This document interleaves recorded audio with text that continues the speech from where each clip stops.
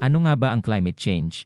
Ang klima ay ang lagay ng panahon sa isang lugar. Maari itong maging panandalian o matagalan. Normal lang ang pagbabago ng klima, ngunit sa kasalukuyan mas mabilis ang nangyayaring pagpapalit-palit nito. Ang ating mundo ay matagal nang nakakaranas ng climate change. Ito ay dahil sa iba't ibang aktibidad ng mga tao gaya ng pagsusunog ng mga fossil fuels, overpopulation, at pollution. Ang pangunahing dahilan dito ay ang tinatawag na greenhouse effect. Ang mga gas sa ating atmosphere gaya ng water vapor, methane, carbon dioxide, nitrous oxide at chlorofluorocarbon ay tinatrap ang init na nagmumula sa araw. Ang pagdami ng produksyon ng mga gas na ito ay siyang pagtaas ng temperatura sa ating mundo.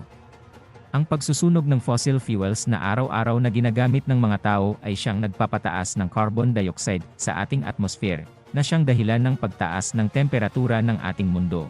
Dahil sa dami na ng emisyon ng carbon dioxide sa ating planeta, nahihirapan na itong aabsorb ng mga puno, halaman, lupa at dagat, kaya ito ay naiipon sa ating atmosphere. Ano nga ba ang epekto nito sa atin? Ang climate change ay maaring makaapekto sa ating kalusugan, dagat, panahon at pagkain.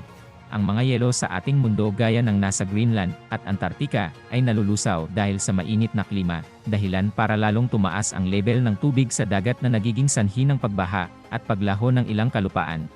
Ang mainit na temperatura ay lalong nagpapalala ng ating weather gaya ng mas malakas na bagyo o kaya mas madalas at mas mahabang tagtuyot, na kung saan maaring makaapekto sa ating supply ng pagkain, kung saan ang bagyo at tagtuyot ay siyang sisira sa mga pananim at maaari ding maapektuhan ang supply ng tubig.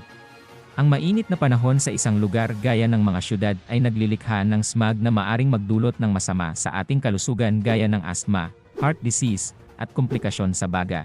Bagamat ang mga tao ang sanhi ng pagtaas ng temperatura sa ating planeta, tayo din ang may kakayanang labanan ito, gaya na lang ng mga bagay na maaari nating ipalit sa paggamit nating ng fossil fuels gaya ng mga natural na resources tulad ng araw at ng hangin.